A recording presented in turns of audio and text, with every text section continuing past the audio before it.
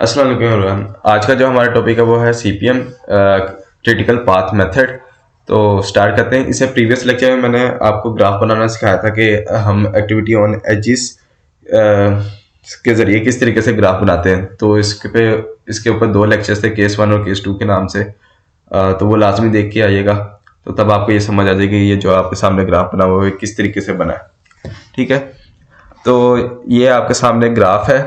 آپ یہ جو اسکیئر اور ٹرائنگل بنے ہوئے ہیں اس کو ابھی اگنور کریں. یہ سمپل آپ کے پاس کوشچن میں یہ گراف دیا ہوا آپ کو 1 سے 3 1 سے 2 یہ 7 اور ان کی کوسٹ وغیرہ لکھی ہوئی ہے. ٹھیک ہو گیا, اور 7 اوپر کوسٹ لکھی ہوئی ہے اور پلس اس کے اوپر ایکٹیویٹی کا نام دیا ہوا ہے. اور یہ ہم جو گراف یوز کر رہے ہیں اس کے اندر وہ ہے ایکٹیویٹی آن ایجز. اور وہ کس طریقے سے بناتے ہیں وہ اسے پریویس آپ پلے لسٹ میں جا کے دیکھ سکتے ہیں. اسے پریویس 2 ویڈیوز ہیں, چھوٹی سی ہوگی, ہارڈلی 10 منٹس کی ہیں, تو وہ لازمی دیکھیے گا. وہ دونوں لازمی دیکھیے گا کیونکہ اس کے اندر کیس 1 اور کیس 2 دونوں میں نے ڈسکس کیے ہوئے ہیں, تو آپ کو سمجھ آ جائے گی کس طریقے سے یہ گراف بننا ہے. تو کریٹیکل پاتھ میتھڈ سٹارٹ کرتے ہیں.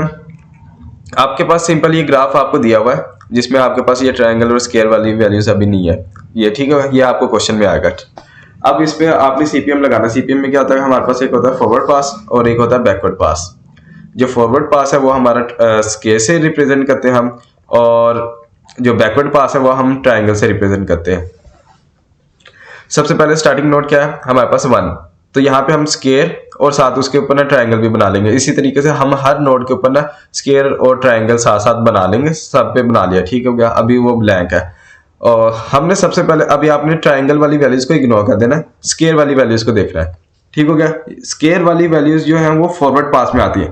جب ہم بیکورڈ پاس کریں گے نا پھر ہم ٹرائنگل والی ویلیوز کو فل کریں گے. تو فارورڈ پاس ہے انیشیل, یعنی کہ اسٹارٹنگ نوڈ ہماری 1 ہے, تو اسکیئر میں ہم نے 0 لکھ دیا کیونکہ اسٹارٹنگ نوڈ کا جو ڈسٹینس ہے آپ کہہ سکتے ہیں, آپ کوسٹ بھی کہہ سکتے ہیں, یعنی کہ 1 سے 3 یعنی کہ کوسٹ ہے یا ڈسٹینس ہے, یہ آپ کی مرضی, آپ جو مرضی کہیں. ٹھیک ہو گیا. تو کیونکہ اس میتھ CPM کو کوسٹ پر مائل بھی کہتے ہیں اور کریٹیکل پاتھ میتھڈ بھی کہتے ہیں. ٹھیک ہو گیا, دونوں نام ہے. تو کیا آتا ہے, یعنی کہ اسکیئر میں ہم نے سب سے پہلے 0 لکھ دیا. ٹھیک ہے, باقی ابھی سارے اسکیئر اور ٹرائنگلس کو تو آپ نے اگنور کر دینا ہے, اور سارے اسکیئر ابھی ایمپٹی ہیں. ٹھیک ہو گیا, یہ سپوز کر لیا. اب کس طریقے سے آپ نے ویلیوز کو فل کرنا ہے. اب آپ یہاں پہ دیکھیں 1 سے ہم جا رہے ہیں 2 پہ. 2 کا جو اسکیئر والی ویلیو ہے وہ کس طریقے سے فل ہوگی, ہمارے آپ نے دیکھنا ہے کہ جس نوٹ پہ جا رہے ہیں, یعنی کہ ہم جا رہے ہیں 2 پہ, اس پہ دیکھنا کہ کون سے کتنی آرکس یعنی کہ ایجز اس کے اندر آ رہے ہیں, ان ہو رہے ہیں, جو ان ایجز بھی آپ کہہ سکتے ہیں. تو وہ ہے ایک ہی. یہ دیکھیں, یہ ایرو ہیڈ کو آپ نے دیکھنا کہ اس کے اندر کتنے ایروز آ رہے ہیں, یعنی کہ کتنے ایجز آ رہے ہیں. اس سے 2 آؤٹ گوئنگ ایجز جا رہے ہیں, جبکہ ایک ایج جو ہے وہ آ رہا ہے, مطلب کہ ان ایک ہے, 2 آؤٹ گوئنگ ہے. تو ہم نے صرف ان کو دیکھنا ہوتا ہے اس نوٹ پہ, جس نوٹ پہ جا رہے ہیں نا ہم, یعنی کہ 1 سے 2 پہ جا رہے ہیں. 2 والی نوٹ پہ ہم نے دیکھنا کہ کتنی اور ایجز ان ہو رہے ہیں. صرف ایک ہی تھا جو کہ تھا 1 سے 2, اس کی کوسٹ کیا ہے 5, تو ہم نے یہاں پہ 5 لکھ دیا. ورنہ کیا ہوتا ہے, آپ دیکھیں کہ یہاں پہ یہ تو تھا سنگل, اگر ادھر ملٹیپل انز ہو رہے ہوتے, یعنی کہ ملٹیپل ایجز ان ہو رہے ہوتے, تو پھر اس کیس میں کیا کرتے ہیں, اس کے لیے آپ دیکھیں. اب یہ تو ٹھیک ہو گیا, یہ تو سنگل آ رہی تھی تو وہی آ گیا. ورنہ فارمولا ہوتا ہے کہ میکسیمم جتنے بھی ان ایجز ہیں نا ان سب کی کوسٹ. ٹھیک ہو گیا. اور یہ میں آپ کو سمجھاتا ہوں کہ یہ پلس کس طریقے سے ہو رہا ہے. اب آپ نے دیکھنا ہے یہ کیا ہوتا ہے کہ یہ جو ہم نے یہ نوٹ 2 کا جو اسکیئر فل کیا نا وہ کس طریقے سے کیا, یہ 5 پلس یہ 0 پلس 5 از اکول ٹو 5. ٹھیک ہو گیا. یعنی کہ جس نوٹ پہ جا رہے ہیں اس کی اسکیئر والی ویلیوز میں سب سے پہلے ہم نے یہ دیکھنا کہ اس کے اندر یعنی کہ 1 سے 2 پہ آئے, 2 پہ ہم نے دیکھنا کہ کتنے ان ایجز جو ہیں وہ اس کے اندر انٹر ہو رہے ہیں, ان ہو رہے ہیں.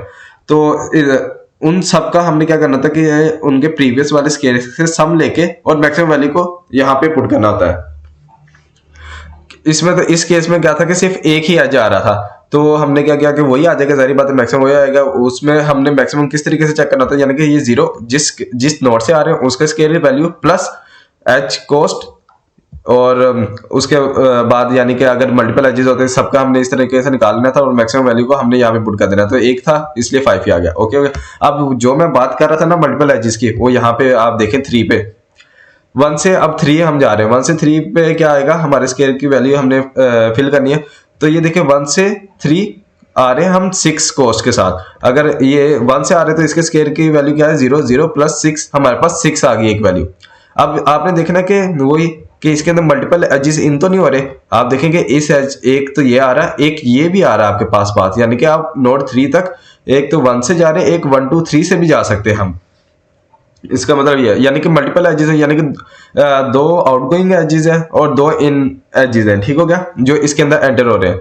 तो हमने इन वालों का देखना होता है, जो एंटर हो रहे हैं उनकी कॉस्ट को देखना होता है, यानी कि इधर क्या क्या स्केयर की वाली वैल्यू, 1 के स्केयर की वैल्यू क्या थी 0, 0 प्लस 6, यहाँ पे एक वैल्यू आ गई 6, ये देखिए मैंने आपको यहाँ पे दिखाया भी है, ये स्केयर ऑफ 3 हमने किस तरीके से कंप्यूट किया है, 0 प्लस 6 यानी कि ये 1 वाले स्केयर की वैल्यू प्लस ये जो पाथ था यानी कि उस एज की कॉस्ट जिसके जरिए हम 3 तक पहुंच रहे थे वो 6, ठीक हो गया। एक तो ये था, क्योंकि 2 इनकमिंग एजेस थे तो जाहिर बात है हमारे पास 2 वैल्यूज कंप्यूट होकर आएंगे, उनमें से हमें मैक्सिमम लेना होता है, ठीक हो गया। दूसरा ये था कि हम 1 से 2, 2 से 3, ठीक हो गया, यानी कि एक 2 से 3 हमने ये देखना 2 से 3 कितने उस एज की कॉस्ट क्या है 3, मैंने क्या कहा था कि 2 से हम 3 जा रहे हैं, उसमें हमने क्या करना है कि जो पिछला जिस नोड से हम जा रहे हैं उसके स्केयर की वैल्यू को हमने सम कर देना है, ऐड कर देना है एज की कॉस्ट के साथ, तो यानी कि 5 plus 3 which is equal to 8, तो ये यहाँ पे लिख दिया 5 प्लस 3, क्योंकि ये यहाँ पे 5 किस तरीके से आया 2 के मतलब के 5, इसका मतलब ये कि हम जब 1 से 2 तक पहुंच रहे हैं वो हम 5 कॉस्ट में पहुंच रहे हैं, तो ये पीछे से सम होके आ रहा है। अब आप देख रहे हैं ना कि 0 प्लस 6 यानी कि मैंने उसका स्केयर पिछले जिस नोड से आ रहे हैं उस वाले स्केयर की वैल्यू प्लस एज उस एज की कॉस्ट को सम करके ले रहे हैं। आप फर्ज करें आप जब आप 4 पे जाएंगे ना तो आपके पास ये यहाँ पे कंप्यूट हुआ है, इसका मतलब ये 1 से 2 तक का कंप्यूट हुआ, पीछे से हम सम करते हुए आ रहे हैं, यानी कि 5 प्लस 18 13, यानी कि ये बताएगा 4 से 1 तक हमारे पास 13 कॉस्ट लग रही है, अगर हम 1 से 4 तक आ रहे हैं तो इसका मतलब 13 कॉस्ट में हम पहुंच जाएंगे। ओके, तो ये पीछे से सम होके आ रहा है, ये नहीं करना कि आप पीछे से आप करने लग जाएं और ये सारा कुछ करना, ये हम स्केयर वैल्यूज पीछे से सम करके ही लिख रहे हैं, तो समेशन करके लिख रहे हैं, ठीक हो गया, ये तो बात क्लियर हो गई आपको। अब ये यहाँ पे क्या है, यानी कि ये आपने देख रहे हैं, यानी कि इस एज पे हम जा रहे हैं, यानी कि 1 से 3। अब इसमें देख रहे हैं आपके मल्टीपल इनकमिंग एजेस है, एक तो 1 से आए जिससे आए और एक और एज आ रहा है 2 से, तो हमने क्या किया कि 2 के स्केयर वाली वैल्यू 5 प्लस उस एच की cost 3 which is equal to 8, यहाँ पे हमने लिख दिया 8 और यहाँ पे आ गया 6, और इन दोनों में से मैक्सिमम क्या है 8, तो 8 यहाँ पे यानी कि 3 के स्केयर की वैल्यू क्या होगी 8। ओके हो गया, अब हम आगे चलते हैं इसी तरीके से, ठीक हो गया, यहाँ तक इसके भी स्केयर की वैल्यू फिल होगी, इसकी भी फिल होगी, इसकी भी फिल होगी। अब ये वाले नोड्स है 4 5 6, इनकी स्केयर वाली वैल्यूज रहती हैं। अब आप 4 को ले लें, 4 की स्केयर की वैल्यू किस तरीके से आएगी, आपने देखना है कि कितने इनकमिंग एजेस है, सिर्फ और सिर्फ एक ही एज आ रहा है, कहाँ से आ रहा है 2 से।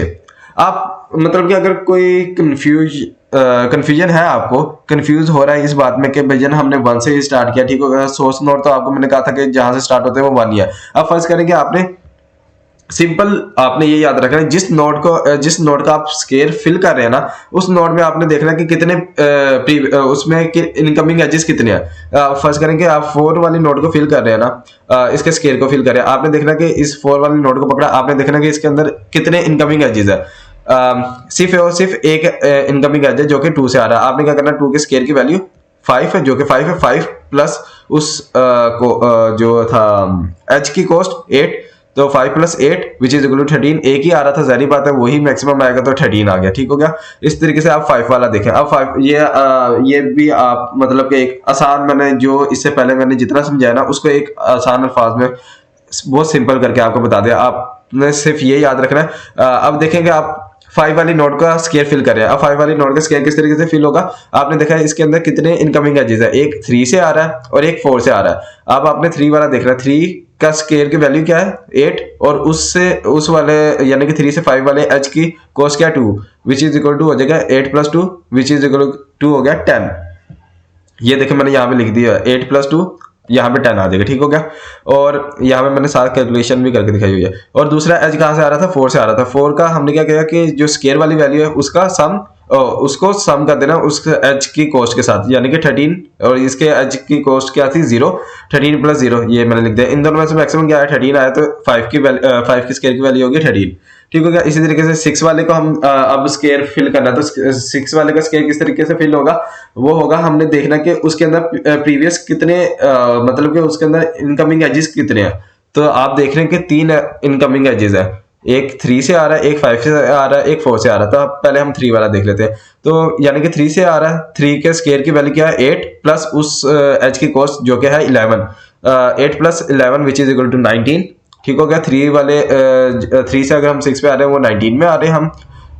देन 5 वाला देख लें, 5 के स्केयर की वैल्यू क्या है 13, 13 plus 12 which is equal to 25, एक 19 आ गया, एक 25 आ गया। तीसरी वैल्यू हमारे पास 4 से आएगी जो कि 13 प्लस 1 14, यानी कि 14, 19, 25, तीनों में से मैक्सिमम क्या है 25। तो हमने यहाँ पे स्केयर में लिख दिया 25, ठीक हो गया।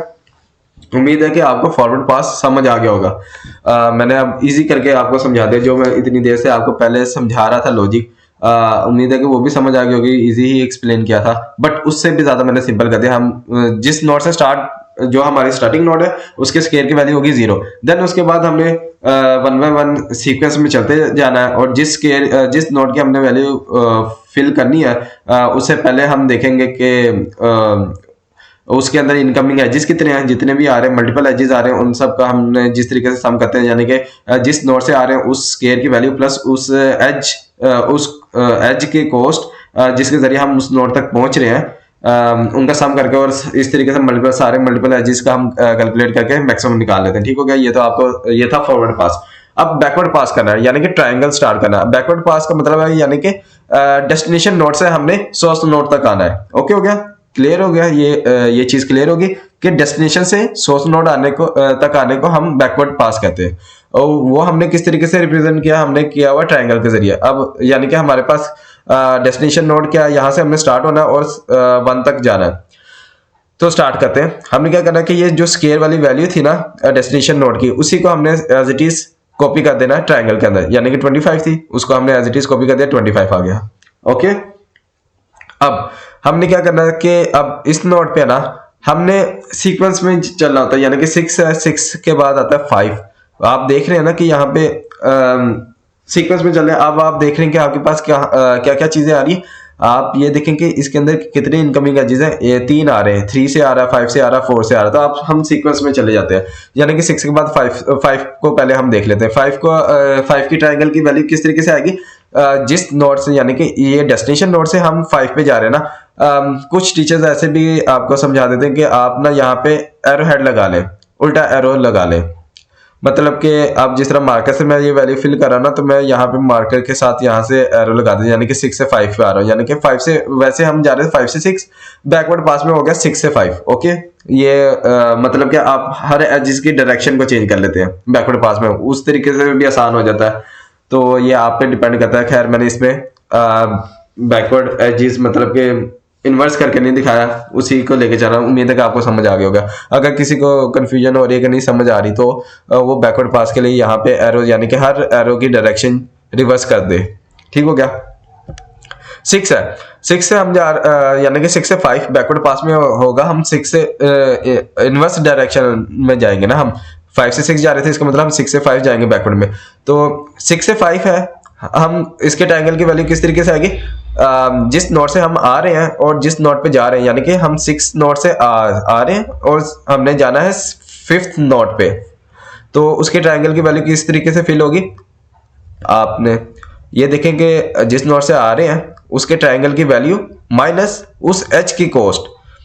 पहले हम फॉरवर्ड पास में क्या कर रहे थे, स्केयर की वैल्यू फिल करते वक्त हम कर रहे थे जिस नोड से आ रहे हैं उसके स्केयर की वैल्यू प्लस उस एच की कॉस्ट ऐड कर रहे थे हम दोनों को। इसमें हम क्या करेंगे, ट्रायंगल, यानी कि जिस नोड से हम आ रहे हैं उसके ट्रायंगल की वैल्यू माइनस उस एच की कॉस्ट, तो वो जिस नोड पर हम जा रहे हैं उस नोड की ट्रायंगल की वैल्यू होगी। लाइक ये देखेंगे 6 से हम 5 पे जा रहे हैं, तो यानी कि इसके ट्रायंगल की वैल्यू क्या थी 25, 25 minus 12 which is equal to 13। तो हमने यानी कि नोड 5 का जो ट्रायंगल वाली वैल्यू होगी वो है 13। ओके हो गया। अब 5 से हम 4 पे चले जाते हैं, सीक्वेंस में मैं कह रहा था ना कि सीक्वेंस में हम चल लेते हैं, सीक्वेंस में ट्रेवर्स कर लेते हैं। तो 5 से 4 का क्या है कि एक एज की कॉस्ट है 0, ट्राइंगल है क्या 5 के, ट्राइंगल की वैल्यू है 13, 13 minus 0 which is equal to 13, तो 4 के भी ट्राइंगल की वैल्यू आ गई 13। अब हम 3 नोट देख लेते हैं, थर्ड वाली नोट का कंप्यूट कर लेते हैं ट्राइंगल वाली वैल्यू। वो किस तरीके से है, हमारे यानी कि 6 से 3 पे जा रहे हैं, तो 6 से 6 के क्या ट्राइंगल वाली है 25, 25 माइनस 11 जो कि एच की कॉस्ट थी, तो जो कि हमारे पास कंप्यूट होके आएगी 14। ओके हो गया। अब इसमें भी वही केस है कि अगर आपके पास मल्टीपल पाथ आ रहे हैं ना, लाइक हमने यही देखना होता है कि उस इसमें अब ये थर्ड नोट पे जा रहे हैं ना, तो इसके अंदर मल्टीपल इनकमिंग एजेस आएंगे एक किस्म के, क्योंकि बैकवर्ड में ये देखेंगे ये जो आउटगोइंग थे ना, वो जाहिर बात है बैकवर्ड पास के अंदर वो इनकमिंग एज बन जाएंगे, और ये जो एरो हेड यहाँ पे लगे हुए हैं जो इनकमिंग आ रहे थे, ये हमारे आउटगोइंग हो जाएंगे बैकवर्ड पास में, जब हम ट्राइंगल की वैल्यू कंप्यूट कर रहे होते हैं। ठीक हो गया। तो इसके अंदर देखिए मल्टीपल एजेस आ रहे हैं इन, यानी कि एक तो आ रहा है 6 से 3 और एक आ रहा है 5 से 3। हमने क्या करना होता है कि 6 से 3 वो वाली वैल्यू कंप्यूट कर लेते हैं जो कि 25 minus 11 which is equal to 14। और ये मैंने आई थिंक यहाँ पे करके भी दिखाई है, देखिए 25 minus 11 which is equal to 14। और 5 से भी हम निकालेंगे, 5 के ट्राइंगल की वैल्यू क्या है 13 minus 2 which is equal to 11। तो हमने क्या करना है, मिनिमम लेनी है दोनों की। ये देखें 25 माइनस 11, 13 माइनस 2 विच इज, इन दोनों का मिनिमम लिया विच इज इक्वल टू 11। तो हमने क्या, हमारे जो थर्ड नोट की ट्राइंगल की वैल्यू वो है 11 आ जाएगी। ठीक है, मिनिमम। फॉरवर्ड पास में हम मैक्सिमम ले रहे थे, बैकवर्ड पास में हम मिनिमम ले रहे हैं, ये याद रखनी है आपकी चीजें। ठीक हो गया। अब ये सेकंड नोट का कंप्यूट कर लें। सेकंड नोट में सबसे पहले वही देख लेता है कि इसके अंदर इनकमिंग एजेस क्या बनेगी, जो कि है हमारी एक तो 3 से आ रहे हैं और एक 4 से आ रहे थे। ठीक हो गया, यानी कि दो वैल्यूज आएंगे, दोनों में से हमने मिनिमम वाली वैल्यू को पुट करना है। तो ये क्या है, अगर 3 वाली को देखते हैं हम, 11 minus 3 which is equal to 8, and 4 वाली देख लेते हैं 4 से, तो ये आ रहा है 13 minus 8 which is equal to 5, यानी कि 5 और 8 में से मिनिमम क्या है 5, तो यहाँ पे ट्राइंगल में 5 आ गया। ओके हो गया। अब हमारे पास है 1 के अंदर क्या होगा, यानी कि ये देखेंगे बैकवर्ड पास के अंदर जो हमारे पास कौन से इनकमिंग एज बन रहे हैं, यानी कि 2 बन रहे हैं 1 से, एक तो 3 है और एक है 2।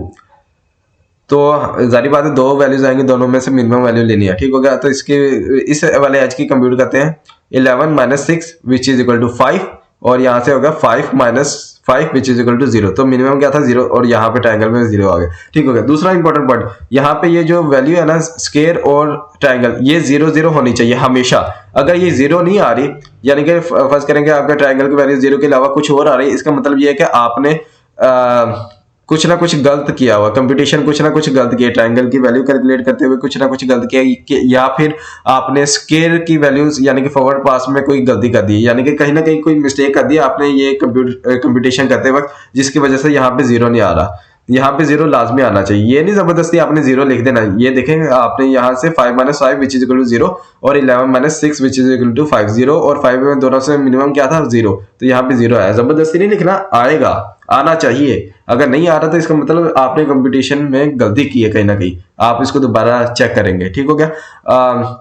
दूसरी बात मैं दोबारा क्लियर कर देता हूँ, फॉरवर्ड पास में तो सिंपल ये जो हमें ग्राफ दिया था उसी के अंदर होता है ना, यानी कि ये जो एरो हेड है ये बताएंगे इनकमिंग है, यानी कि 3 है। फॉरवर्ड पास के अंदर ये जो इनकमिंग एज कितने होंगे 2, 1 से 3 और 2 से 3 एरो हेड बता रहे हैं, और आउटगोइंग एज क्या है 3 से ये जो जा रहा है 6 और 3 से 5। ओके हो गया। अब बैकवर्ड पास में क्या होता है, बैकवर्ड पास में हम उल्ट कर देते हैं, यानी कि जो इसके इस थर्ड नोट पे खड़े हैं तो इसके बैकवर्ड पास में हम जब ट्राइंगल की वैल्यू कंप्यूट करें तो उसमें क्या होगा, इनकमिंग एज वो वाले हो जाएंगे जो कि आउटगोइंग एज थे, यानी कि ये जो 3 से 6 और 3 से 5 जा रहा है ये इनकमिंग बन जाएगा बैकवर्ड पास में,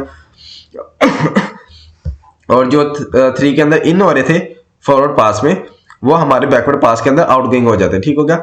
तो मैंने दूसरा तरीका भी बताया था कि कुछ बच्चे कुछ टीचर्स भी करते हैं, कुछ बच्चे भी करते हैं और कुछ टीचर्स इस तरीके से समझाते हैं कि आप नया ग्राफ बना लें, या इसी ग्राफ के अंदर आप क्या कर लें कि ये मार्कर से मैं लिख रहा हूँ ना, तो आप मार्कर से एरो हेड लगा लें, तो वो बैकवर्ड पास के अंदर आप मार्कर वाले एरोज को देख लेते हैं। तो ये क्या होगा कि अगर हम मार्कर से एरो लगाते हैं तो यहाँ पे एक एरो हेड आ जाएगा, यहाँ पे एक एरो हेड आ जाएगा, तो वो आपको बता देगा कि 3 में बैकवर्ड पास के अंदर 3 के अंदर 2 इनकमिंग आ रहे हैं, यहाँ पे जारी बात मार्कर से नहीं बना हुआ तो आउटगोइंग हो गए। ठीक होगा। ये उम्मीद है कि आप लोगों को क्लियर हो गया होगा। तो फॉरवर्ड पास और बैकवर्ड पास समझ आ गया। अगर फिर भी कोई कन्फ्यूजन है तो आप कमेंट सेक्शन में पूछ सकते हैं। तो एज सुन एज पॉसिबल मैं कोशिश करूँगा कि रिप्लाई कर दूँ जो भी क्यूरी वगैरह है। तो ये था आपका फॉरवर्ड पास और बैकवर्ड पास, ये आपका ग्राफ और ये सारी वैल्यूज वगैरह होगी, कंप्यूट होगी। अब आपका मेन पॉइंट आता है कि यानी कि क्रिटिकल पाथ किस तरीके से निकालना। क्रिटिकल पाथ के लिए आपने टोटल फ्लोट और फ्री फ्लोट दोनों कैलकुलेट करने होते हैं। टोटल फ्लोट क्या कहते हैं, टोटल फ्लोट को हम स्लैग भी कहते हैं, ठीक हो गया। टोटल फ्लोट किस तरीके से कैलकुलेट करते हैं, वो होता है triangle of J minus square of I minus d i j. D i j क्या है, उस एच की कॉस्ट, यानी कि आप नोड यानी कि नोड आई, ये मैंने यहाँ पे सिंपल भी आपको करके बता दिया, यहाँ से क्लियर हो जाएगा। जिस नोड पे आप खड़े हैं वो आपकी आई होगी, जिस नोड पे आप जा रहे हैं यहाँ के जहाँ पे एरो हेड लगा हुआ है वो आपका जे होगा, ठीक हो गया, वो नोड जे कहलाएगा। तो आपने इस मतलब कि इस एक्टिविटी की आपने टोटल फ्लोट निकालना, वो किस तरीके से होगा, जिस नोड पर आप जा रहे हैं उसके ट्राइंगल की वैल्यू माइनस जिस नोड से आप आ रहे हैं उसके स्केयर की वैल्यू माइनस जिस एच के जरिए आप आ रहे हैं उस वाले डिस्टेंस भी कह सकते हैं आप कोस, यानी कि माइनस वो कर देना। तो ये आपका टोटल फ्लोट हो गया। अब फ्री फ्लोट क्या होता है, फ्री फ्लोट में हम स्केयर वैल्यूज को ही डील करते हैं, यानी कि जिस नोड पे हम जा रहे हैं स्केयर ऑफ जे माइनस जिस नोड से हम आ रहे हैं स्केयर ऑफ आई माइनस उस एच की कॉस्ट डी आई जे, ठीक हो गया। ये फ्री फ्लोट का फॉर्मूला होता है, तो मैंने ये सामने लिखा भी हुआ। तो कैलकुलेशन करते हैं हर एक्टिविटी के लिए। एक्टिविटी ये देखें A B C D, A B है हमारे पास, सी है, डी है, ई है, एफ है और जी है और एच है, ठीक हो गया। और ये हमारे पास डमी नोड है D1। डमी नोड क्या होती है, जिन्होंने ये देखा नहीं है कि ग्राफ बनाते किस तरीके से हैं, ये क्योंकि ये वाला ग्राफ है एक्टिविटी ऑन एजेस वाला, तो वो लाजमी वो प्रीवियस वाली 2 वीडियोस देख लें तो बेहतर होगा। तो हम एक्टिविटी ए का, मैं आपको एक एक्टिविटी का निकाल के दिखा देता हूँ किस तरीके से हम निकालते हैं। तो टोटल फ्लोट एक्टिविटी ए कहाँ पे थी, ये वाला एज जो है ना, ये एक्टिविटी ए को रिप्रेजेंट कर रहा है, यानी कि ये हमारी ith नोड होगी और ये वाली जे नोड होगी। तो टोटल फ्लोट का फॉर्मूला क्या था, ट्राइंगल ऑफ जे जो कि है 5 माइनस स्क्वायर ऑफ आई जो कि है 0, 5 माइनस 0 और उस कोस्ट की डिस्टेंस कह दो या कोस्ट कह दो उस एज की। तो 5 minus 0 minus 5 which is equal to 0। तो ये देखें ये टोटल फ्लोट आ गया 0। इसी तरीके से फ्री फ्लोट निकाल लेते हैं। फ्री फ्लोट क्या था कि triangle of square of J minus square of I minus cost H की कॉस्ट। तो 5 minus 0 minus 5 which is equal to 0, ठीक हो गया। ये आ गया एक्टिविटी ए का। एक और मैं कैलकुलेटर आपको करके दिखा देता हूँ, थर्ड नोड का दिखा देता हूँ आपको। तो इस थर्ड नोड का टोटल फ्लोट क्या होगा, ये थर्ड नोड में क्या होगा कि हम आ रहे हैं मतलब थर्ड नोड नहीं होगी, एक्टिविटी बी का हम कैलकुलेट करेंगे। एक्टिविटी बी किसके ऊपर रिप्रेजेंट की जा रही है इस ग्राफ में, एजेस के ऊपर। तो यानी कि इस एज की हमने निकालनी है, यानी कि इस एक्टिविटी का हमने टोटल फ्लो निकाला जो कि होगा इसके अंदर ये हमारी ith नोड बन जाएगी, नोड 1 जो है ये हमारी आई होगी और नोड 3 है ये हमारी जे होगी। तो टोटल फ्लोट का फॉर्मूला क्या था, triangle of J minus square of I minus H की कॉस्ट। तो क्या है 11 माइनस 0 स्क्वायर में क्या है 0 minus 6 which is equal to 5। Okay हो गया। ये मैं आपको दिखा भी देता हूं नोड फॉर एक्टिविटी बी। ये देखें 11 minus 0 minus 6 which is equal to 5। इसी तरीके से हम फ्री फ्लोट निकाल लेते हैं। फ्री फ्लोट क्या था, square of J minus square of I minus cost. तो 8 minus 0 minus 6 which is equal to 2, ठीक हो गया। हमारे पास टोटल फ्लोट भी आ गया, फ्री फ्लोट भी आ गया। इसी तरीके से हम हर एक्टिविटी का निकाल लेंगे। हर एक्टिविटी का निकालने के बाद अब कुछ लोग ना ऐसे करते हैं, कुछ टीचर्स ये भी बताते हैं कि आपको ये आपने देख लेना कि ये जिसके ट्रायंगल वैल्यू और स्क्वायर वैल्यू जिस नोड की ट्रायंगल वैल्यू और स्क्वायर वैल्यू सेम है वो क्रिटिकल पाथ में शामिल है। बट ये हर केस के अंदर वैलिड नहीं है। काफ़ी ज़्यादा यानी कि 80 से 85% ऐसे केसेस हैं जिनमें ये चीज़ चल जाती है, बट कुछ 15% केसेस ऐसे हैं, ऐसा ग्राफ आता है जिसमें आपके पास ये वाली चीज वैलिड नहीं होती, आप इसकी बेस पे डिसीजन नहीं ले सकते। तो मेन कंडीशन क्या होती है, मेन कंडीशन ये होती है कि आपने टोटल फ्लोट की वैल्यू देखनी। टोटल फ्लोट जिस एक्टिविटी का 0 होगा वो एक्टिविटी हमारी क्रिटिकल एक्टिविटी कहलाएगी। ठीक हो गया। आपने टोटल फ्लोट लाजमी कैलकुलेट करना है, टोटल फ्लोट की बेस पे हम डिसीजन लेंगे।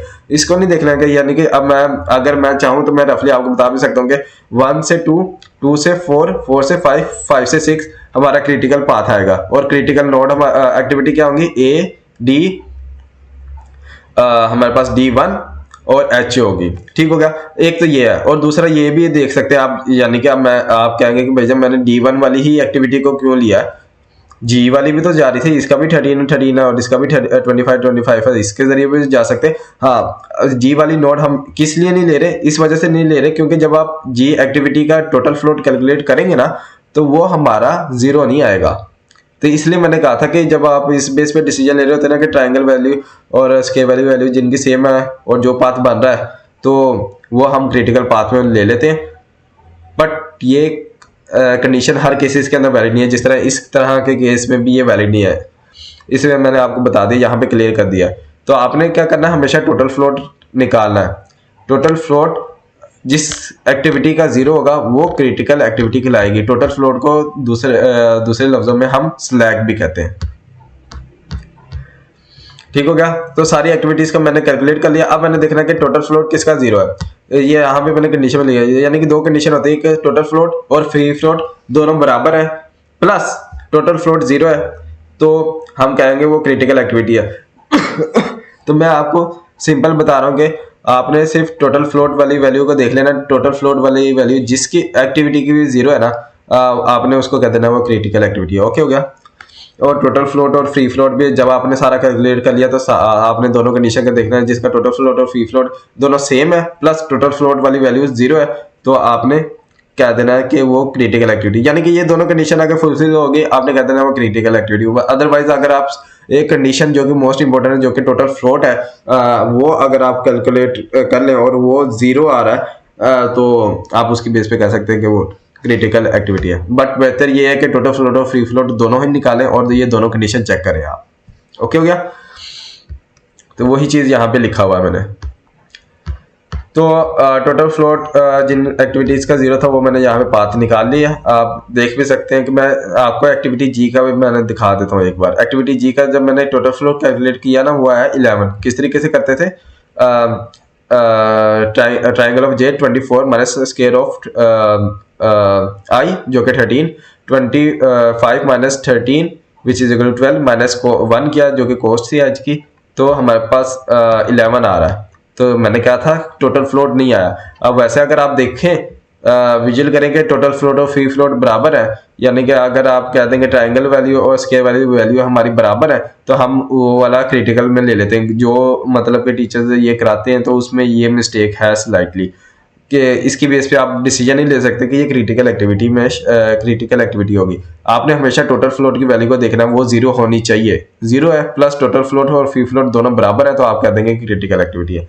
अगर आपके पास टाइम नहीं है एग्जाम में तो आप टोटल फ्लोट वाली वैल्यूज कैलकुलेट कर लें। टोटल फ्लोट वैल्यू जिसकी भी 0 है उसको आप क्रिटिकल एक्टिविटी कह देंगे। ठीक हो गया। तो अब मैंने ये सारा कुछ कैलकुलेट करने के बाद मेरे पास पाथ क्या आया, 1 से 2, 2 से 5, 5 से 1 से 2, 2 से 4, 4 से 5, 5 से 6। तो उनकी मैंने कॉस्ट लिख ली है जिसकी जो कि थी मेरे पास, ये देखें क्या थी, 1 से 2 है 5, 2 से 4 है 8, 4 से 5 जो कि 0 है, 5 से 6 जो कि 12 है। तो ये मैंने कॉस्ट लिखी जो वो हमेशा क्या आएगी 25 के बराबर आएगी। जो यहाँ पे वैल्यू है हमने कैलकुलेट की थी ना स्क्वायर और ट्रायंगल स्क्वायर वाली, वो 25 थी तो यही आनी चाहिए लाजमी। तो ये 25 ही आई। ठीक हो गया। 25 डेज हो गए। ओके हो गया। अब यहाँ पे है कि आपके पास मल्टीपल क्रिटिकल पाथ भी एग्जिस्ट कर सकते हैं। अगर आपके पास मल्टीपल क्रिटिकल पाथ एग्जिस्ट कर रहे हैं तो उन सब की जो टाइम ड्यूरेशन है ना वो सेम आएगी। लाइक यानी कि अगर ये एक क्रिटिकल पाथ है उसके ड्यूरेशन क्या है 25 आई है फर्ज करें, दूसरा भी अगर पाथ निकल रहा है कोई क्रिटिकल पाथ बन रहा है तो उसकी भी जो कॉस्ट है ना यानी कि उसका भी जो ड्यूरेशन है ना वो भी 25 आनी चाहिए। ये नहीं कि इसकी ड्यूरेशन 25 आ रही है और दूसरे की 20 आ रही है, दोनों की सेम आनी चाहिए। अगर नहीं आ रही इसका मतलब कोई ना कोई गलती की है आपने। ठीक हो गया। उसके बाद हमारे पास आ जाता है कि पेपर में पूछा जा सकता है कि आप इसकी प्रोजेक्ट टाइमलाइन ड्रॉ करें या आप प्रीलिमिनरी स्केड्यूल इसको बना के दिखाएं, लाजमी है। तो सबसे पहले हमने क्या करना था कि क्रिटिकल जो एक्टिविटी होती है ना उन सबको हमने ड्रॉ करना होता है। क्रिटिकल एक्टिविटी हमारे पास क्या थी, ए डी एच और D1 थी। D1 क्या थी हमारे पास, डमी नोड थी, तो डमी नोड का हम इग्नोर कर देते हैं। ये देखें ए डी D1 और H, तो D1 डमी नोड होती है, डमी नोड का हम क्या करते हैं, डिस्कार्ड कर देते हैं क्योंकि उसकी ड्यूरेशन 0 होती है। ठीक हो गया। तो ए डी एच हमारे पास क्रिटिकल एक्टिविटी है, तो हमने क्या किया कि उसको ड्रॉ कर देना। किस तरीके से, आपने ये एक्स एक्सिस पे आपने डेज ले लेना, जो कि मैंने इंटरवल लिया 5 का, 0 से 5, 5 से 10, 10 से 15। ठीक हो गया। और वाई एक्सिस पे आपकी एक किस्म की एक्टिविटीज होती हैं। ओके, उसको आप मेंशन नहीं करते। तो आपने सबसे पहले यानी कि इतनी लाइंस ड्रॉ कर लेनी है, वरना मतलब कि हर लाइन पे यानी कि जिस तरीके से आप शीट की ये देखें, ये लाइन है, ये लाइन उस लाइन पे आप ले लें। यहाँ पे मैंने कंजेस्टेड सा कर दिया। क्यों किया, क्योंकि मैंने पहले देखा नहीं था कि कितनी एक्टिविटीज थे, उस लिहाज से मैं लाइंस उतनी छोड़ के उस पर ग्राफ बनाता तो और बेहतर हो जाता। क्योंकि यहाँ पे जाके लाइंस कम पड़ी थी, इसी वजह से मैंने ऊपर थोड़ा कर दिया। ओके, तब बेहतर है कि आप एक्टिविटीज पहले कैलकुलेट कर लें। ए डी एच जितनी भी टोटल एक्टिविटीज थी ग्राफ के अंदर, उतनी आप लाइंस यहाँ पे छोड़ देंगे। ठीक हो गया। वहां से छोड़ने के बाद सब टॉप से स्टार्ट करेंगे। तो ये देखेंगे पहली एक्टिविटी थी क्रिटिकल एक्टिविटी हमारे पास ए क्रिटिकल एक्टिविटी जो थी ए, वो हमारे पास स्टार्ट कहाँ से हो रही थी, स्टार्ट हो रही थी 0 से और एंड हो रही थी 5 पे। ठीक हो गया। उसकी ड्यूरेशन देखे ना आप, 0 से स्टार्ट हो रहा है और यानी कि एंड हो रहा है 5 पे। अदर बाजू का ना आपको एक ये ग्राफ, ये तो खैर मैंने ग्राफ बना हुआ लिया था ना, समटाइम्स होता है कि आपको टेबल की फॉर्म में दे देते हैं चीजें और उधर से कह देते हैं कि ग्राफ बनाए, और वो मैंने लास्ट 2 लेक्चर्स के अंदर करवाया भी है, वो लाजमी देखिएगा तभी आपको समझ आएगा। ठीक हो गया। तो उसके अंदर ड्यूरेशन वगैरह भी आपको दे देते हैं। तो ये 5 है, यानी कि 0 से स्टार्ट हो रहे हैं, एक्टिविटी नोट 0 से स्टार्ट हो रही है, 5 पे खत्म हो रही है। तो क्या आएगा हमारे पास, 5 ड्यूरेशन है तो टोटल 5 होगी। यानी कि हमने क्या किया, 0 से स्टार्ट किया, 5 पे एंड कर दिया, एक्टिविटी 5 एंड हो गई है। अब आपने देखना है कि ग्राफ में दोबारा जाना, एक्टिविटी क्या है, डी, नेक्स्ट एक्टिविटी है हमारे पास क्रिटिकल एक्टिविटी डी। तो वो कहाँ से स्टार्ट हो रही है, ये देखें, ये डी एक्टिविटी ये स्टार्ट हो रही है 5 से स्टार्ट हो रही है और एंड हो रही है हमारे पास 13 पे। क्योंकि जारी बात है क्रिटिकल जो क्रिटिकल एक्टिविटी होती है ना, उनकी ट्राइंगल वैल्यू और स्केल वैल्यू सेम होती है। ठीक हो गया। तो आप 13 इससे नहीं घबराना कि ट्राइंगल वाली वैल्यू ले रहे हैं या नीचे स्केल वाली ले रहे हैं, वो हमेशा दोनों सेम होंगी। तो यानी कि स्टार्ट हो रही है 5 से, खत्म हो रही है 13 पे। तो वही हमने किया, ग्राफ में गए, 5 पे एंड हो रही थी, ये देखें 5 पे एंड हो रही थी ना एक्टिविटी, जहां से स्टार्ट हुई, अब ये 13 पे खत्म हो रही, तो यहाँ पे तकरीबन 13 बनता, तो यहाँ पे एंड होगी। देन हमारे पास क्रिटिकल एक्टिविटी तीसरी थी जो कि थी एच। हमने ग्राफ में देखना है स्टार्ट कहाँ से हो रही है, 13 से स्टार्ट हो रही है। हाँ, ये देखें एच एक्टिविटी है, ये देखें 13 से स्टार्ट हो रही है, एंड हो रही है 25 पे। तो वही हमने किया, यहाँ पे 13 से हमने स्टार्ट की, यहाँ से 13 से स्टार्ट हुई और एंड कहाँ पे होगी, ये 25 पे होगी। ये हमने सबसे पहले क्रिटिकल एक्टिविटीज को ड्रॉ कर लेना। मैंने ये यहाँ पे लेबल भी किया कि ये जो 3 एक्टिविटीज थी ये क्रिटिकल पाथ में शामिल थी और ये क्रिटिकल एक्टिविटीज। अब हमारे पास रह गए नॉन क्रिटिकल एक्टिविटीज, उनको हमने ले लेना और वही स्टार्ट करना। अब बी वाली एक्टिविटी को, यानी कि जितनी एक्टिविटी रह गई है ना जो क्रिटिकल नहीं थी, उनको अब हमने पकड़ना है और उनको ड्रॉ करना है। किस तरीके से, अब बी वाली एक्टिविटी थी, ये देखेंगे 0 से स्टार्ट हो रही है, एंड हो रही है। अब यहाँ पे देखिए नॉन क्रिटिकल वाली है। अब नॉन क्रिटिकल में क्या होता है कि आपके पास स्केयर और ट्रायंगल वाली वैल्यूज सेम नहीं होती। तो उस केस में आपने क्या करना है, अब ये देखें आपने क्या किया कि ये देखें 0 से स्टार्ट हो रही है और एंड हो रही है 6 पे। किस तरीके से आपने वो देखें, ड्यूरेशन का आपने देखना, 0 से स्टार्ट हो रही है तो उसकी ड्यूरेशन कितनी थी, 6 थी, तो उसके अंदर 6 ऐड करेंगे तो 6 में जाके वो खत्म हो जाएगी। जो क्रिटिकल वाले थे ना उसके अंदर यही था, उसके अंदर आपकी ट्रायंगल और स्केल वाली वैल्यू सेम होती है। अगर आप ये देखें 5 से स्टार्ट हो रहे 5 प्लस उस क्या करेंगे एज की कॉस्ट को ऐड करें तो 13 ही आता है, यानी कि 5 से स्टार्ट हो रही है 13 पे एंड हो रही है। तो वही यहाँ पे लिखा है, इसलिए मैंने यहाँ पे करा दिया। बट सिंपल वर्ड आपने याद रखा है, जहां से स्टार्ट हो रही है, जहां जिससे स्टार्ट हो रही है जिस वैल्यू से, प्लस उस एज की कॉस्ट करनी है। बस ये देखें, ये स्टार्ट हो रही थी 0 से और उस एज की कॉस्ट क्या थी 6, तो यानी कि 0 से स्टार्ट करेंगे 6 पे एंड कर देंगे। ओके हो गया। तो ये यहाँ पे ये वाली वैल्यूज को आप इग्नोर कर दें। ये देखें 0 से स्टार्ट की हमने 6 पे एंड कर दिया। अब एक्टिविटी आती है सी को देखते हैं हम। ये देखें सी यहाँ से 2 से जा रही है 3 पे। تو یہ اسٹارٹ کہاں سے ہو رہی ہے؟ یہ ہو رہی ہے اسٹارٹ ہو رہی ہے 5 سے, اور 5 کے اندر ظاہری بات ہے ہم +3 کریں گے تو 8 پہ اینڈ ہوگی. تو وہی ہم نے کیا, ایکٹیویٹی جو سی تھی 5 سے اسٹارٹ ہوئی, 3 ایڈ کیا, 8 پہ اینڈ ہوگی, 8 یہاں پہ ہوگا سم تھنگ. ٹھیک ہو گیا. اس طریقے سے اب ہمارے پاس یہ ہو گیا, سی ہو گیا. اب ہم لے لیتے ہیں ڈی, تو ہمارے پاس کریٹیکل تھی. ای والی دیکھ لیتے ہیں. ای اسٹارٹ ہو رہی ہے ہمارے پاس 8 سے اور اینڈ ہوگی ہمارے پاس, ظاہری بات ہے 8 کے اندر 2 ایڈ کریں گے تو ہمارے پاس 2 آئے گا. اب آپ یہ کنفیوز ہو گئے ہوں گے کہ بھائی جب میں نے کون سی ویلیو لے لی ہے. ہم نے اسکیئر والی ویلیوز کو دیکھنا ہوتا ہے ڈائریکٹلی. میں آپ کو بتا دیتا ہوں, کیونکہ جو نان کریٹیکل ایکٹیویٹی ہوتی ہیں ان کی ظاہری بات ہے ٹرائنگل ویلیو اور اسکیئر والی ویلیو سیم نہیں ہوگی. کریٹیکل والی میں سیم ہی تھی, تو اس میں نے آپ کو کہتا ہے کہ آپ ٹرائنگل والی لیں یا اسکیئر والی لیں. بات سمپل, آپ نے کیا کرنا ہے کہ اسکیئر والی ویلیو کا دیکھنا ہے. جو اسٹارٹنگ ہمارے کہاں سے اسٹارٹ ہو رہا ہے 8 سے. اسکیئر والی ویلیو کیا ہے, یعنی کہ ای والی ایکٹیویٹی ہے نا 3 سے آ رہی ہے 5 پہ اینڈ ہو رہی ہے, ناٹ 5 پہ اینڈ ہو رہی ہے. تو اس کے اسٹارٹ کہاں سے ہوگی, یہ اسکیئر والی ویلیو دیکھنی ہے 3 کی. 8 پلس ہم نے کہتے ہیں نا 2 جو کوسٹ تھی 10 پہ ختم ہو جائے گی. وہی ٹائم لائن پہ ہمیں جا کے دکھانا ہے. 8 سے اسٹارٹ ہوئی, یہ دیکھیں ای والی ایکٹیویٹی تھی 8 سے اسٹارٹ ہوئی, ڈیوریشن اس کی کتنی تھی 2, اور 2 ایڈ کیا تو 10 پہ اینڈ ہو جائے گی. ٹھیک ہو گیا. اب ہم نے دیکھ لینا ہے ہمارے پاس کون سی بچی ہے, ایف والی بچی ہے. ایف والی دیکھ لیتے ہیں. 8 سے اسٹارٹ ہو رہی ہے, 11 اس کی کوسٹ ہے, 8 + 11 19 پہ ختم ہوگی. ہم نے وہی کیا, 8 سے اسٹارٹ ہوئی. اوور لیپ ہو سکتی ہے, نان کریٹیکل ایکٹیویٹی ہے نا وہ آپس میں اوور لیپ ہو رہی ہوں گی, بٹ کریٹیکل ایکٹیویٹی آپس میں اوور لیپ نہیں ہو رہی ہوں گی, یہ یاد رکھنا امپورٹنٹ ہے. تو یہاں سے 8 سے اسٹارٹ کیا, 11 اس کی کوسٹ تھی, تو یہ 19 پہ, یہ 20 سے پہلے یہ دیکھیں یہاں پہ 19 ہوگا سم تھنگ, یہاں پہ ہم نے اینڈ کر دیا. اوکے ہو گیا. تو باقی تو خیر یہ جی رہ گئی ہے. جی کا اگر آپ نکالیں تو یہ 13 + 1 وچ از 14, 13 سے اسٹارٹ ہوگی 14 پہ ختم ہو جائے گی. تو وہ یہاں پہ دیکھیں 13 سے اسٹارٹ ہوئی 14 پہ ختم ہوگی. تو یہ نان کریٹیکل ایکٹیویٹیز بھی ہماری میپ ہوگی ہے.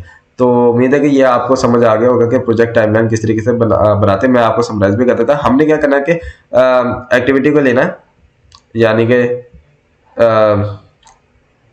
فرض کریں بی ایکٹیویٹی ہے, اس کا ہم نے ٹائم لائن پہ میپ کرنا ہے. تو وہ کیا ہوگا, ہم نے دیکھنا کہ جس نوٹ سے اسٹارٹ ہو رہی ہے اس کے اسکیئر کی ویلیو, یعنی کہ یہ اسکیئر 0 پلس اس ایچ کی کوسٹ کتنی ہے 6. تو یعنی کہ 0 سے اسٹارٹ کریں گے, اس کے اندر ہم 0 + 6 کریں تو 6 پہ ختم ہوگی. ٹھیک ہو گیا. اسی طریقے سے یہ دیکھ لیں 4 والے جی کی دیکھ لیتے ہیں. جی کی کیا تھی, 4 سے اسٹارٹ ہو رہی ہے, 13 + 1 14, یعنی کہ 13 سے اسٹارٹ ہوگی ٹائم لائن پہ اور 14 پہ اینڈ ہو جائے گی. تو یہ آپ نے چیز دھیان رکھنی ہے, اور اس طریقے سے آپ نے یہ سارا کر دینا ہے. کریٹیکل ایکٹیویٹیز کو ہم نے سب سے پہلے میپ کرنا ہوتا ہے, دین ہم نان کریٹیکل ایکٹیویٹیز کو کرتے ہیں. تو یہ میں نے آپ کو سمرائز بھی کرتے جو میں اتنی دیر سے ایکسپلین بھی کر رہا تھا. اس کے بعد آتا ہے کہ کوشچن میں آپ سے پوچھ لیتا ہے کہ بھائی جان اس کا لینئر ماڈل بھی آپ بنائیں, یعنی کہ linear model representation of C P M بھی آپ بتائیں. تو اس میں کیا ہوتا ہے کہ ایکس آئی جے جو ہوتی ہے, ہم ایکس آئی جے لے لیتے ہیں, کچھ بھی آپ ویریبل لے سکتے ہیں. میں ایکس آئی جے لے رہا ہوں جو کہ ریپرزینٹ کرے گا ہمارا amount of flow in activity, یعنی کہ جتنا اس ایکٹیویٹی کے اندر فلو جا رہا ہے. اور اس کو ہم عموماً 1 اور 0 سے ریپرزینٹ کر لیتے ہیں, یعنی کہ 1 کا مطلب یہ کہ وہ ہمارے پاس کریٹیکل ایکٹیویٹی میں شامل ہے, کریٹیکل پاتھ میں شامل ہے, 0 کا مطلب نہیں شامل. ٹھیک ہے. ڈی آئی جے ہے ڈیوریشن آف ایکٹیویٹی, یعنی کہ ہر ایکٹیویٹی کی ڈیوریشن دی ہوتی ہے, یعنی کہ جس طریقے سے میں نے یہ آپ کو گراف دکھاؤں تو یہ دیکھیں ایکٹیویٹی بی ہے, اس کی ڈیوریشن کیا تھی 6 ہے, تو وہ ہے. تو وہ کیا ہوتا ہے کہ ہمارا ساری ایکٹیویٹیز کا سمیشن ہوتا ہے D I J x I J. X آئی جے یعنی کہ 1 تب ہوگا جب ظاہری بات ہے وہ کریٹیکل ایکٹیویٹی میں شامل ہوگا, کریٹیکل پاتھ میں شامل ہوگا, اور 0 جو کریٹیکل میں نہیں ہے. ٹھیک ہوگا. تو آگے ہم دیکھ لیتے ہیں. یہ ٹیبل آپ نے لازمی بنانا جو جس کو ہم کہتے ہیں linear model representation of C P M. یہ linear model representation of C P M ہے, اس ٹیبل کو یہی کہتے ہیں. ٹھیک ہو گیا. تو ہم نے کیا کرنا ہے کہ ہر نوٹ, یعنی کہ نوٹ 1 یہاں پہ left hand side left most Kollam جو ہے وہاں پہ آتا ہے کہ نوٹ 1 نوٹ 2 نوٹ 3 نوٹ 4, جتنے بھی آپ کے پاس نوٹس ہے گراف کے اندر, یہ دیکھیں آپ 1 ہے 2 ہے 3 ہے 4 ہے 5 ہے 6 ہے, ان سب کو آپ نے نوٹ ڈاؤن کر لینا ہے. اور اس کے اوپر ہم نے ایکٹیویٹیز کو لکھ دینا ہے اے B C D E F G H, اور ڈمی بھی تھی ہمارے پاس ایک, تو یہ ہم نے لکھ دی, اور نیٹ آؤٹ فلو ہمارے پاس آ جاتا ہے. ٹھیک ہوگا. نیٹ آؤٹ فلو کیا ہوتا ہے؟ نیٹ آؤٹ فلو ہوتا ہے کہ اس کی ویلیو -1 ہوتی ہے. اگر اسٹارٹنگ نوڈ ہے تو وہ -1 ہوگی, اگر डेस्टिनेशन नोड है, फिनिश नोड है, वो उस पे हम +1 असाइन करते हैं, और जो इंटरमीडिएट नोड होते हैं उन सबका हम 0 असाइन करते हैं। तो ये देखें हमारी स्टार्टिंग नोड थी नोड 1, तो ग्राफ में आप जाकर देख सकते हैं स्टार्टिंग नोड थी 1, एंडिंग नोड थी हमारे पास 6। तो स्टार्टिंग नोड का हम -1 असाइन कर देंगे, एंडिंग नोड का हम +6, यानी कि नोड 1 में हमने यहाँ पे -1 लिख दिया और नोड 6 में हमने +1 लिख दिया, और बाकी जो इंटरमीडिएट थी वहाँ पे हम 0 लिख देंगे। ठीक हो गया, ये आपको पता चल गया कि नेट आउटफ्लो का कॉलम किस तरीके से फिल होता है। अब आपने देखना ये जो है ना, ये मैंने ड्यूरेशन लिखी हुई है, ओके हो गया। अब ये क्या है, +1 और -1 किस तरीके से मैंने यहाँ पे फिल किया, वो ये है कि +1 आपने उस एक्टिविटी को असाइन करना है जिसके अंदर वो नोड एंटर हो रही है, उस मतलब कि आप उस नोड के जरिए आप उसमें एंटर हो रहे हैं। इस बात, ये जो मैंने बात की, ये आपको मैं अभी ग्राफ से भी समझाता हूँ। और -1 वो है कि अगर एक्टिविटी जो है ना वो लीव कर रही है नोड को, ठीक होगा। अगर एक एक्टिविटी नोड से बाहर जा रही है, आउटगोइंग जा रही है, तो वहां पे -1 आएगा, और जो इनकमिंग आ रही है वो +1 आएगा। तो ये देख लेते हैं नोड 1 को, मैं 2-3 नोड का ना आपको करके दिखा देता हूँ, तो इस आपको समझ आ जाएगी। नोड 1 का देख लेते हैं। नोड 1 ग्राफ पे चले गए। खैर मैं ना इसको न्यू टैब में भी खोल लेता हूँ। खैर क्या था, डुप्लीकेट टैब, हाँ। तो यहाँ से इजी हो जाएगा, बार बार हम स्क्रॉल करके जो ऊपर जा रहे हैं ना, यहाँ पे मैंने ये खोल लेता हूँ ग्राफ, और यहाँ पे आपको ये दिखा देता हूँ। इसको खैर क्लोज कर लेते हैं। यहाँ पे थे हम, ठीक हो गया। अब ये देखें एक्टिविटी नोड 1 है, तो आपने क्या करना है, आपने हमेशा एक्टिविटी को देखना होता है। एक्टिविटी क्या है, एक्टिविटी बी का देखते हैं। बी क्या है, यहाँ से नोड 1 से लीव कर रही है, ये देखें बाहर की तरफ जा रहा है ना, तो एक्टिविटी बी लीव कर रही है। तो नोड 1 के रो में एक्टिविटी बी में हम क्या असाइन करेंगे, -1 असाइन करेंगे, और नोड 3 में हम क्या असाइन करेंगे, +1 असाइन करेंगे, क्योंकि ये नोड 3 के अंदर एक्टिविटी बी एंटर हो रही है। ये देखें नोड 3 में एक्टिविटी बी एंटर हो रही है, तो हमने क्या किया, जिस नोड में जो सी एक्टिविटी एंटर हो रही है उस वाले सेल में जाके हमने +1 असाइन कर देना, और जिस नोड से वो वाली एक्टिविटी लीव कर रही है, बाहर जा रही है, उस वाले सेल में हमने -1 असाइन कर देना। तो ये देखें मैंने अभी क्या कहा था, नोड 1 से एक्टिविटी बी जो है वो लीव कर रही है, तो हमने क्या असाइन करना, नोड 1 की रो में और एक्टिविटी बी के कॉलम में हमने -1 असाइन कर देना। तो वही देखें नोड 1 के रो में एक्टिविटी बी के कॉलम में हमने -1 असाइन कर दिया, ये वाला हमारा सेल बनता है, तो इसमें हम -1 असाइन कर दिया। और मैंने क्या कहा था कि नोड 3 में हम क्या करेंगे, नोड 3 में एक्टिविटी बी एंटर हो रही है, तो यहाँ पे +1 असाइन होगा, यानी कि नोड 3 और एक्टिविटी बी का जो कॉलम है उसके अंदर +1 असाइन हो जाएगा। ठीक हो गया, ये आपको समझ आ गई। इसी तरीके से एक और मैं आपको नोड का करके दिखा देता हूँ। ये 5 का देख लेते हैं। यहाँ पे आप देखेंगे एक्टिविटी ई जो है ना, एक्टिविटी ई जो है वो नोड 5 के अंदर एंटर हो रही है, यानी कि नोड 5 की रो और एक्टिविटी ई का जो कॉलम है वहां पे +1 असाइन होगा। और ये देखिए नोड 3 से हमारी एक्टिविटी ई जो है वो लीव करी, नोड 3 और ई के कॉलम में -1 आ जाएगा। तो वही देखते हैं, नोड 3 और ई का जो कॉलम है वहां पे -1 आ गया क्योंकि लीव कर रही थी, और नोड 3 और 5 सॉरी नोड 5 और ई वाला कॉलम में हमने +1 असाइन कर दिया क्योंकि एंटर करी थी। ये देखिए नोड 5 में एक्टिविटी ई जो है वो एंटर करी थी, वहां पे +1 आ गया। इस तरीके से आपने ये सारा टेबल फिल कर लेना। इसी को हम कहते हैं कि linear model representation of CPM. तो इस लेक्चर में मैंने बहुत डिटेल में आपको ये सारे कॉन्सेप्ट करवा दिए। उम्मीद है कि आप लोगों को समझ आ गई होगी। कमेंट सेक्शन में लाजिम बताइएगा कि समझ आ रही है नहीं, क्योंकि आप लोग पहले तो कमेंट करके आप बता रहे थे कि मुझे भी पता चल रहा था कि आप लोगों को समझ आ रही है, तो आजकल कमेंट्स वगैरह नहीं आ रहे, तो मुझे लाजिम बताइएगा कि समझ आई भी है या नहीं आई। और अगर कोई कन्फ्यूजन है तो उसके बारे में भी आप पूछ सकते हैं कमेंट सेक्शन में।